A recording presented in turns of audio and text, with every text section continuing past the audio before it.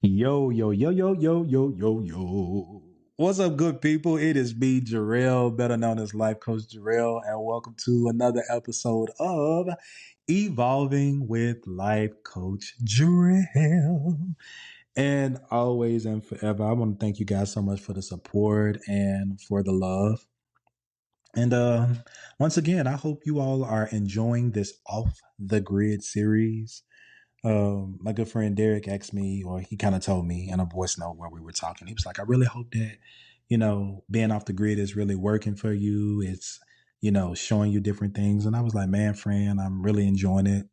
And right now, for me, being off the grid is just for one, being off of social media, focusing more with myself, being one with myself, taking things one day at a time and doing, that personal work on myself.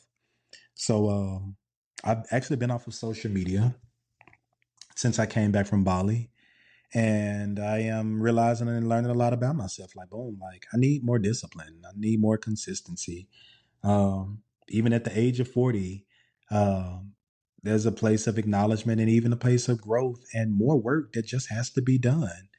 And I'm eager and open to life's experiences to be better and to do better in this new decade of life. So it's been an amazing thing. So I just really wanted to come on here and like talk about something really cool that happened to me like yesterday.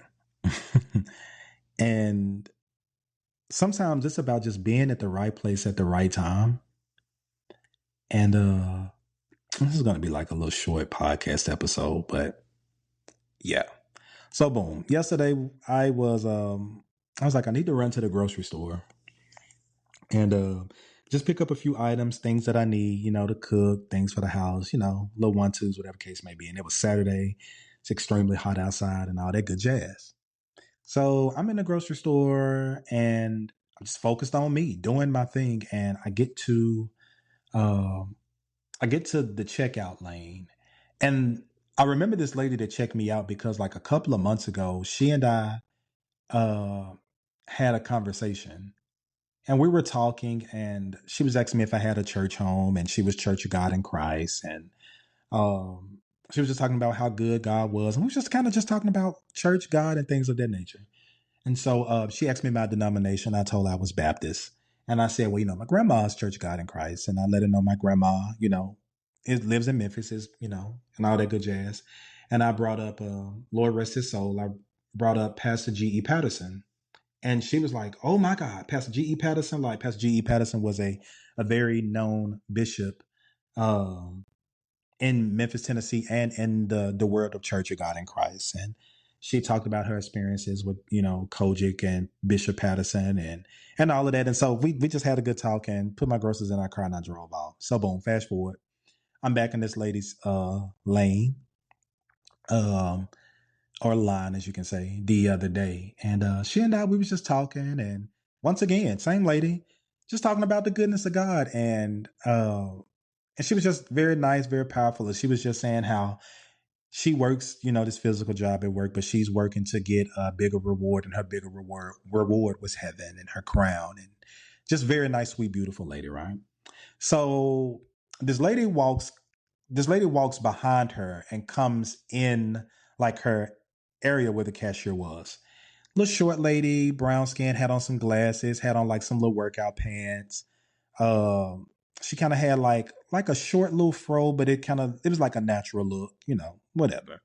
So the lady walked up and she was like, "Hey, how you doing?" And so my cashier was like, "Hey, how you doing?"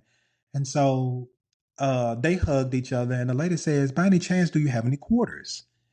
And my cashier was just like, "I have some." She said a roll of quarters. She said, "I don't have a roll of quarters. I just have enough just to kind of like work my shift." And she says, "But you probably will need to go to the customer service booth and get a roll of quarters for them because they'll probably have it." And so the lady was like, "Okay, cool, cool, not a problem." And so the cashier was like, "Have you been okay? You good?" And the lady was like, "Yeah." So they hugged. And I'm looking at the lady and I'm just like, this lady, I always have this thing that I do where I will see people, restaurants, out places, wherever, and I'm always like, if somebody looks like someone, I'm like, has anyone ever told you like you look like this celebrity? Have anyone ever told you that you look like this person? So I do that a lot. If y'all ever hang out with me, I do it. So I'm looking at the lady and I'm like, gosh, she like, in my head, I'm like, she looks like somebody, right? And I was like, I can't put my finger on it, but it is like a really, really known celebrity. But this time I didn't say it to the lady. I just kept looking at her. Didn't think anything of it. So the lady walked off. And so me and the cashier, we started back talking. And the cashier says, you do know who that was, right? And I was like, I don't know. I was like, she kind of looked like Stephanie Mills. And my cashier says, that's who that was. That was Stephanie Mills. And my eyes got huge. My mouth dropped. And she was like, She was like, don't react. She was just like, because she's still a regular person, right? She's still someone that, okay, in the middle of me telling my story, I know y'all hear this loud ass motorcycle in the back, and I really cannot stand these people that live in this complex with these motorcycles. They irritate the living hell out of me. Like, why? Like, why? Like, they get on my nerves. Like, I just have to throw that in here. But anyway, the cashier was like, yes, that was Stephanie Mills. And she was like, don't overreact. Don't make a big deal because she's still a celebrity, but she's still a person. And I was like, does she live here in Charlotte? So the cashier was like, well, she kind of pops in a little bit here and there. I think she lives somewhere in the North Carolina area, but I'm not 100% sure. She was like, yeah, but that was Stephanie Mills. And I was like, Jesus Christ. Like, I was just in front of a legend. I was just in front of someone that is on the same level as like Patti LaBelle, Aretha Franklin, Diana Ross, Angela Wimbush, like one of the freaking greats. And people were not crowded around her. People were not doing the most, but it was just an honor, right? And I called Gary and I was telling, some other people like, I met Stephanie Mills. I met Stephanie Mills. I met Stephanie Mills. And I was like, this is crazy. So I just wanted to share that, like, as a short podcast clip. Like, sometimes you can just be at the right place at the right time to experience greatness. So, in your personal life, where you are around the world, who you are as an individual, just simply going about your life and being who you are, great and amazing things can happen to you and for you. And when they happen, sometimes everything is not a moment where you just go berserk or go crazy. Some moments are just left to savor and to just be like, wow, like that was dope. And so yesterday I had my dope moment. I didn't say, hey, oh my God, Stephanie Mills, how are you? But I was in the presence of greatness and it was fun. It was a wow moment. It was an aha moment. And it all happened while I was off the grid.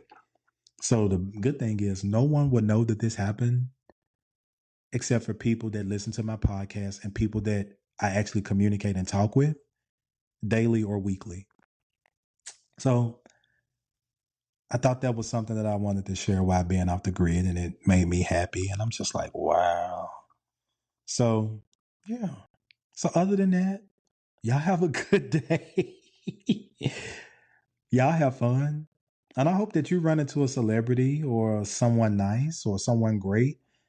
Or I hope that you just simply look at yourself in the mirror and realize that you are a celebrity. You are great. You are nice. You are that aha moment for some people and a lot of people. So other than that, y'all go forth and be great. And pray that these people move up out of this complex with these motorcycles because I can't take it. Yeah, have a good one.